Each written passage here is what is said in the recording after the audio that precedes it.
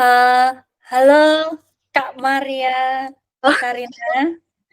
Nah, ya, hari ini aku mau tanya-tanya sama Kak Maria soal, gimana sih menjadi seorang model di industri fashion, dan mungkin bisa dimulai dengan perkenalan dulu Kak Maria, umur, terus kayak sejauh ini kayak gimana perjalanannya? oke. Perkenalkan namaku Karina Sabila Lecon sebenarnya, cuman di modeling lebih dikenalnya sebagai Maria Lecoan.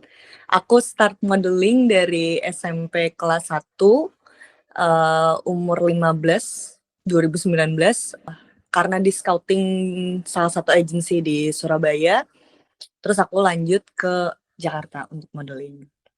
Oh, oke oke.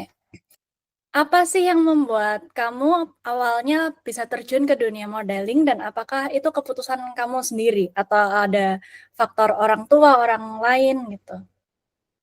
Sebenarnya untuk, join modeling sendiri karena, di-scouting. Jadi saat ketemu di tempat makan gitu, terus kayak ada salah satu agensi di Surabaya yang menawarkan untuk modeling. Untuk keputusannya sendiri, sebenarnya secara pribadi memang ada keinginan untuk menjadi seorang model, bisa dibilang kayak mimpi masa kecil gitu. Terus ternyata, dapet jalannya gitu. Sebenarnya orang tua awalnya nggak setuju, cuman setelah berdiskusi, dapat kesepakatan dan boleh gitu. Wah, oke oke. Terus di industrinya sendiri kan biasanya kalau di industri fashion tuh katanya banyak harus menjaga tubuh gitu kan ya. Seberapa besar sih tekanan kamu untuk mempertahankan tubuh ideal di dunia modeling itu, dan gimana kamu menghadapinya? Oke, ini, eee, di aku pribadi sangat merasakan hal ini karena aku pribadi bukan orang yang punya, modeling body yang, eee, super kecil gitu karena tulangnya sendiri tuh udah gede. Jadi emang Mmm, harus harus berusaha gitu. Eee, Bisa dibilang tekanannya sangat-sangat besar sih, karena setiap kita kerja, terutama kalau lagi, show atau fashion week ketemu model lain, pasti ada hal-hal kayak insecure karena banyak model yang mungkin emang dari lahir emang badannya kecil gitu, sedangkan kita kayak harus berusaha banget untuk hal itu. Jadi, tekanannya sangat-sangat besar sih. Terus caranya untuk sejauh ini udah mulai menemukan, ya emang harus pola hidup yang sehat, makannya dijaga, dikontrol, terus olahraga gitu sih paling. mmm. Mhm. Ya memang kalau misalnya ketemu model lain tuh kayak mau nggak mau kayak ada sedikit perbandingan gitu nggak sih? Iya bener, namanya kita cewek ya, secara Iya, alaminya kan cewek pasti membandingkan sama orang lain gitu, sama cewek mhm, lain. Nah ini kembali lagi karena kita model yang semuanya dilihatnya dari fisik, tambah lagi gitu, gitu mhm, sih. oke oke. Terus pertanyaan selanjutnya adalah, pernah nggak kamu ngerasa bahwa tuntutan kerjaan ini membuat kamu itu kehilangan kontrol terhadap tubuh kamu sendiri? Jadi kayak semuanya dikontrol sama mungkin manajer kamu atau agensi kamu?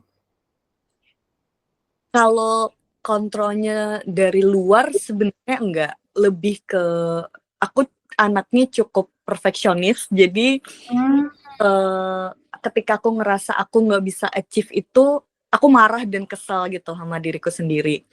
Aku sempet bahkan, eee, kayaknya tahun lalu, itu sempet kayak, "Apa aku udahan aja ya modeling?" Karena aku ngerasa aku suka banget makan kan, jadi kayak aku ngerasa kerjaan aku gitu.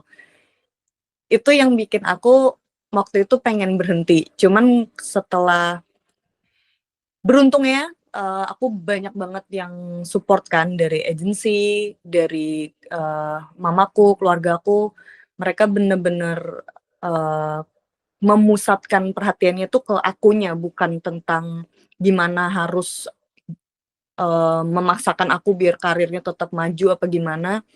Mereka lebih mementingkan kesehatan aku dan mendengarkan keluh kesah aku, keinginan aku, karena kan yang dari awal pengen modeling sebenarnya aku gitu. Makanya mereka lebih kembali lagi ke akunya gitu. Oh, berarti kamu sempat mau putus juga ya ternyata? Iya, yang banyak orang nggak tahu, mereka kan kebanyakan lihatnya kayak, "Oh, ini Maria kerja-kerja aja, seru-seru aja kayaknya di Ya Jakarta." sukses aja. Tapi iya, tahun lalu aku sempat berpikir untuk udahan, tapi ternyata Oh, enggak jadi. oh, puji Tuhan. Iya. Emang segitu pentingnya support dan dukungan dari orang tua orang-orang luar. Eee, Ini masuk ke yang tentang makan-makan tadi. Apakah dunia modeling ini mengaruhi kamu cara memandang makan atau pola makan kamu sehari-hari? mmm, lumayan, bahkan aku kayak sempet yang, kok aku ngerasa aku tuh harus dibatasin gitu ya, padahal yang ngebatasin sebenarnya diriku sendiri karena ya aku tahu, apa ya, hal-hal yang harus dimiliki di modeling gitu. Ya gitu aku ngerasa kayak kenapa aku makan itu kan sesuatu yang emang Kebutuhan dasar. ya kebutuhan kita gitu dan keputusan kita.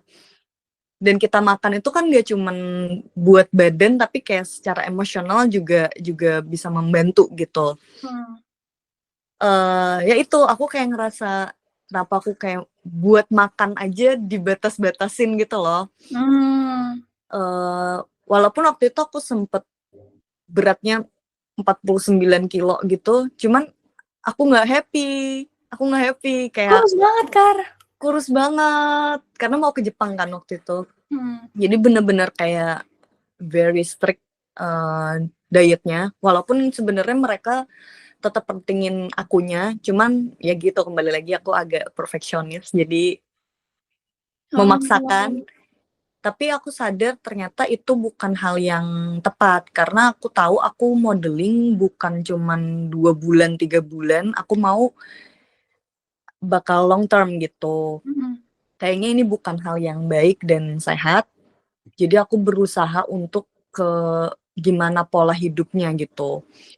Maksudnya ya lebih ditambah mungkin ke olahraganya, kalau lagi pengen makan yang enak gitu, lebih ke olahraganya. Terus kalau Mhm. misalnya emang lagi mungkin full, schedule-nya, mungkin diatur di makan gitu.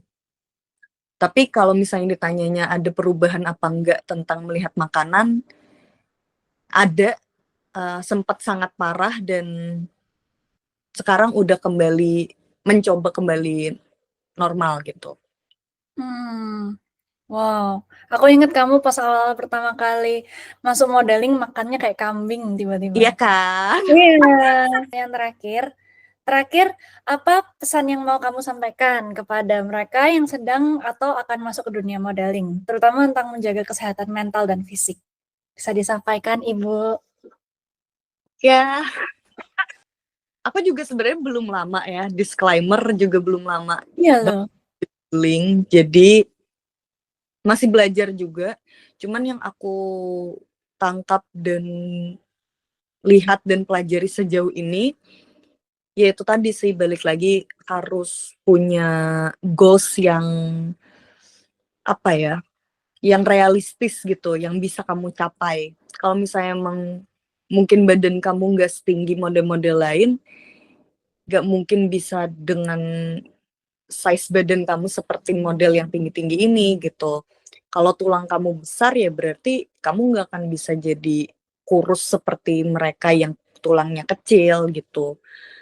Eee, untuk ya kayaknya kerjaan namanya pekerjaan pasti ada plus minusnya, pasti ada hal yang kamu harus perjuangkan, ya gitu. Tapi kembali lagi bisa kayak kamu sukses di pekerjaan kamu tapi kamu nggak sehat, kayaknya itu bukan hal yang baik juga ya, Mhm.